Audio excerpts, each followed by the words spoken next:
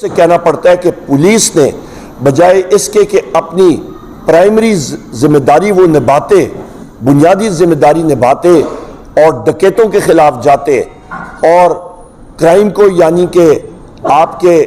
مختلف جو ڈکیتیاں ہو رہی تھی، چوریاں ہو رہی تھی، اس کے خلاف کام کرتے، ان کا ایک ہی مشن تھا اور ان کے اوپر ان کے سربراہ نے ان کو کہا کہ پاکستان تحریک انصاف کو کچلا جائے اور اس کے ہم لوگ شدید الفاظ میں خواتین و حضرات مزاحمت کرتے ہیں۔ ان لوگوں کے خلاف انشاءاللہ تعالیٰ چاہے وہ کالنگ اٹینشن ہو، چاہے وہ ہماری پریولیجز کمیٹیز ہوں، چاہے وہ ایڈجرنمنٹ موشن ہو، چاہے وہ پبلک اکاؤنٹس کمیٹی ہو، چاہے وہ ہیومن رائٹس کمیٹیز ہوں، چاہے وہ انٹیریئر کی کمیٹی ہو، انشاءاللہ تعالیٰ ہم ان لوگوں کو، ان کو میں افسران نہیں کہوں گا، یہ ذاتی ملازم ہے ایک انلیگل، غیر آئینی اور غیر قانونی وزیر اعظم جو اپنے آپ کو کہلاتا شہباز شریف اور مریم نواز کے، ان کو ہم لوگ بلائیں گے اور ان سے پوچھ گچھ ضرور کریں گے کہ آپ نے اپنے بنیادی حقوق اور اپنا جو آپ نے عہد اٹھایا تھا اس کی آپ کیوں اور کیسے خلاف ورزی کر رہے ہیں، اور ان کے پیچھے ہم لوگ قانون جو ہمیں اجازت دیتا ہے ان کی انشاءاللہ تعالی ضرور احتساب کیا جائے گا۔ یہ آپ کے سامنے میں بات کرنا چاہ رہا تھا، اور آخر میں کہوں گا کہ یہ فیشسٹ حکومت جو ہے یہ اپنے ہوش و حواس جو ہے وہ کھو بیٹھی ہے۔ سوشل میڈیا کے مختلف آپ کے پلیٹ فارمز، چاہے وہ فیس بک ہو، چاہے وہ ایکس ہو جو جس کو پہلے ہم لوگ ٹویٹر کہتے تھے، انسٹاگرام ہو، ان کی سپیڈز، ان کو بلاک کرنا وہ آج بھی وہ کر رہے ہیں، اور وہ خائف ہے کہ پاکستان کی نوجوان، پاکستان کے جتنے بھی لوگ ہیں سٹیزنز آف پاکستان، ان کو صحیح ٹائم پہ انفارمیشن اور خبر صحیح طرح نہ پہنچ سکے۔ ہم لوگ اس کی شدید الفاظ میں مذمت کرتے ہیں۔ پاکستان اس جدید دور میں سوشل میڈیا کے بغیر ترقی نہیں کر سکتا، اور ہم لوگ ڈیمانڈ کرتے ہیں کہ بغیر کسی obstruction، بغیر کسی بلاکیج کے ان سائٹس کو واپس بحال کیا جائے۔ اور میں آخر میں ایک بار پھر یہ بات کروں گا کہ ہماری پرائمری رسپانسبلٹی یہ ہے، ہم لوگ قومی اسمبلی میں ہوں یا صوبائی اسمبلی میں، ہم لوگ انشاءاللہ تعالی قانون کے ذریعے اپنے محبوب قائد اور وزیر اعظم پاکستان عمران خان صاحب کو، بشرا بی بی کو، مختوم شاہ محمود قریشی صاحب کو، چودھری پرویز الہی صاحب کو، اپنی خواتین ممبران اور ورکرز جو پابند سلاسل ہیں، اور ہمارے مرد حضرات اور لیڈرشپ اور ہمارے ایکٹیوسٹ جو پابند سلاسل ہیں، ان کی بازیابی کے لیے حتی الوسع ہم لوگ کوشش کریں گے کہ وہ اپنے خاندان کے پاس واپس جلد از جلد ان سے مل سکیں۔ اور یہاں پہ میں یہ بھی کہتا چلوں کہ بشرا بی بی کو جو فیسلٹیز دی جانی چاہیے وہ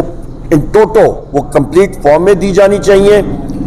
ان کا گھر یا سب جیل ڈکلیئر کیا گیا ہے، ان کو ایک چھوٹے سے کمرے تک محدود کیا گیا ہے جو کہ ہیومن رائٹس کی وائلیشن ہے۔ ان کا کھانے کا مسائل ہے وہ ابھی تک حل نہیں ہوئے ہیں، اس کی ہم لوگ شدید الفاظ میں مذمت کرتے ہیں اور ڈیمانڈ کرتے ہیں کہ بشرا بی بی کو آپ عمران خان صاحب کی کمزوری نہ سمجھیں۔ بشرا بی بی الحمدللہ ہمارے محبوب قائد وزیر اعظم پاکستان جناب عمران خان صاحب کی طاقت ہے۔ بہت بہت شکریہ جی۔ بات کہی ہے کہ ہمارے پاس جو اس وقت مواقع موجود ہیں وہ عدالتیں بھی موجود ہیں، اور ان کے ذریعے بھی ہم لوگ کریں گے، اور قومی اسمبلی اور صوبائی اسمبلیوں کے ذریعے بھی اور کمیٹیز کے ذریعے بھی۔ میں پھر آپ کو یہ یاد دلاتا چلوں کہ ہمارے جتنے ساتھی ایکٹیوسٹ تھے، چاہے وہ شعیب شاہین ہو، چاہے وہ شیر افضل مروت ہو، چاہے وہ علی بخاری ہو، چاہے وہ علی مغل ہو، ہمارے جتنے ایکٹیوسٹ امیدواران، چاہے وہ سلمان اکرم راجہ ہوں، چاہے وہ سردار لطیف کھوسہ ہوں، ان کے خلاف پرچے ہوئے ہیں، ان کو جیل میں ڈالا گیا ہے،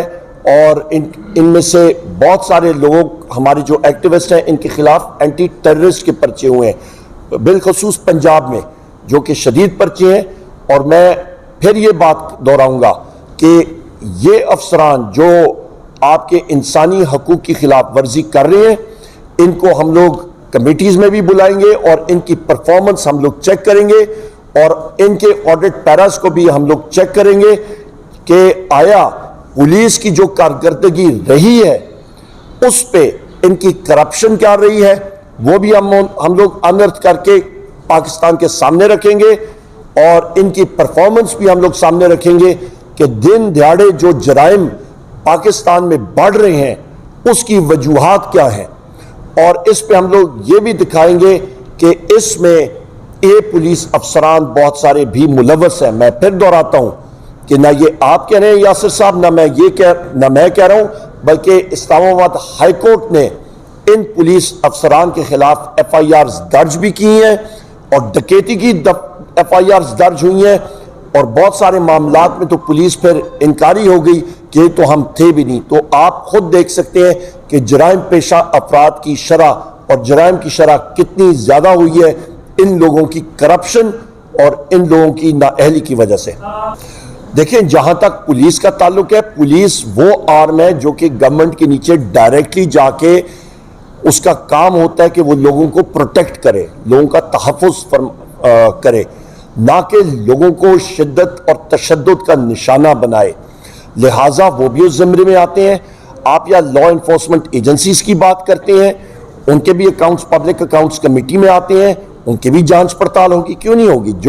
جو بھی آپ کے سٹرکچر میں پبلک اکاؤنٹس کمیٹی میں آتے ہیں ان ساروں کی ظاہری بات ہے ان کے آڈٹ پیراز ایٹسٹرا آتے ہیں، ان کو دیکھا جائے گا۔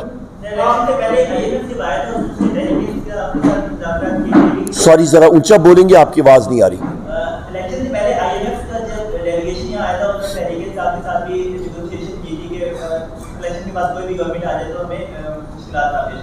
اب چونکہ انہوں نے دیا کہ وہ اپنا کمیشن بھیجیں گے، وہ آپ کے پاس آتے ہیں نیگوشیشن کے لیے، کیا آپ کوئی پازیٹیو سائن دیں گے کہ وہ اس گورنمنٹ کو؟ دیکھیں جی، سب سے پہلے ہم نے جو پہلے نیگوشیشن آئی ایم ایف ہمارے پاس پچھلے سال بھی آیا تھا،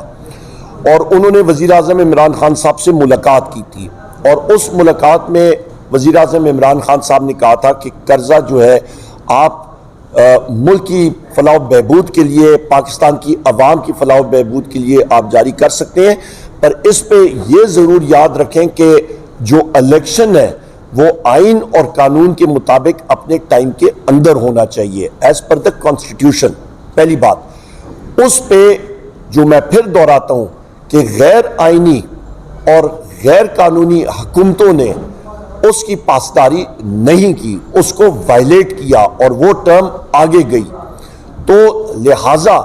جن لوگوں نے الیکشن کو آگے لے کے گئے وہ آرٹیکل 6 کے مرتکب ہیں، پہلی بات ہے۔ دوسری اہم بات یہ ہے کہ جس وقت، کیونکہ میں خود federal minister for economic affairs اور فیڈرل منسٹر فار انرجی رہ چکا ہوں، تو سب سے اہم بات یہ ہے خواتین و حضرات کہ جس ملک میں آپ اکنامک افیئرز میں جب ملک قرضے لیتا ہے، آئی ایم ایف آپ یاد رکھیے گا وہ لینڈر آف لاسٹ ریزورٹ ہے، وہ آپ کو emergency balance of payment support دیتا ہے، اس کے ساتھ ساتھ ورلڈ بینک آپ کو اسٹرکچرل ریفارمز کے لیے پیسے ریلیز کرتا ہے۔ تو جب تک ایک مضبوط حکومت نہیں آتی جس کے پاس لوگوں کا مینڈیٹ نہیں ہوتا، آپ وہ اسٹرکچرل ریفارمز نہیں آ سکتے ہیں، اور وہ اسٹرکچرل ریفارمز قرضے کی صورت میں آپ کو بھاری قرضے لینے پڑتے ہیں۔ سو لہٰذا اس طرح کی غیر آئینی اور غیر قانونی حکومت جس طرح کی شہباز شریف کی ہے اس وقت، ان میں یہ صلاحیت بھی نہیں ہے، اور نہ ان میں وہ گٹس ہیں کہ وہ ریفارمز لا سکیں۔ وہ ایک ہارٹ آپریشن صرف اور صرف ایک چھوٹی سی پٹی لگا کے اور ڈسپلن کی گولی کے ذریعے وہ کرنے کی کوشش کریں گے، وہ نہیں ہوگا۔ اور ہمیں ڈر یہ ہے جس کے ذریعے ہم نے یہ خط لکھا تھا آئی ایم ایف کو کہ آپ نے یہ انشور کرنا ہے کہ پاکستان کی عوام کے نام پہ جو قرضہ لیا جا رہا ہے اس کا صحیح استعمال ہونا چاہیے۔ ہمیں یہ نظر آ رہا ہے کہ حکومت وقت، سو کالڈ حکومت وقت، یہ ناجائز حکومت ہے، یہ وہ پیسے کا ضیاع کرے گی، اور اس کو ہم لوگ چیک اینڈ بیلنس سے کنٹرول کریں گے۔ سب سے پہلے تو ٹکا خان صاحب میں یہ بات کہتا چلوں کہ جو آصف زرداری ہیں، میں پھر ریپیٹ کرتا ہوں، وہ ایک انکمپلیٹ ہاؤسز سے الیکٹ ہو کے سامنے آ رہے ہیں، اور الیکشن پروسیس جو ہے وہ غلط تھا. ہم نے 12 بار اس چیز کو میں ریپیٹ کر رہا ہوں کہ یہ ایک ناقص اسمبلی اور ناقص سپیکر، ناقص ڈیپیوٹی سپیکر، آپ کا انلیگل وزیر اعظم، چیف منسٹر پنجاب، یہ لوگ سامنے آئے ہیں. ہاؤس انکمپلیٹ آپ کر نہیں سکتے تھے، نمبر ایک. اور اسی سٹرکچر سے آپ ایک انلیگل پریزیڈنٹ کو سامنے لا رہے ہیں. یہ تو ہو گئی ایک بات. ایکویشن کا ایک دوسرا حصہ وہ ہے کہ آصف زرداری جو ہیں وہ ایک انویل صدر ہیں. وہ ان کی صحت اجازت نہیں دیتی کہ وہ صحیح معنی میں اپنی ڈیوٹی سر انجام دیں. سو لہٰذا ایک صدر جو کہ جن کی صحت اجازت نہ دیتی ہو تو وہ اپنی ڈیوٹیز کیسے سر انجام دیں گے، کیونکہ وہ سپریم کمانڈر بھی ہیں. تو خدا نہ خواستہ ایسے مسائل بنتے ہیں اور وہ ان کی طبیعت ناساز ہو، وہ ایکٹیویٹی لیول نہیں کر سکتے ہیں، تو وہ وہاں پہ اس کرسی پہ بیٹھنے کے لائق ہیں ہی نہیں. سب سے پہلی دوسری اہم بات یہ ہے. سو لہٰذا ان کی ابیلٹیز کہ وہ کسی قسم کی مفاہمت کریں، وہ جو ہے وہ ناممکن سی بات ہے. اس وقت وہ مفاہمت نہیں کر سکتے ہیں، وہ اپنا علاج کرائیں، وہ اس وقت اپنی جو آرام ہے وہ کریں. مملکت کے مسائل جو ہیں وہ چلانے کے قابل نہیں ہیں. یہ ایک اہم بات.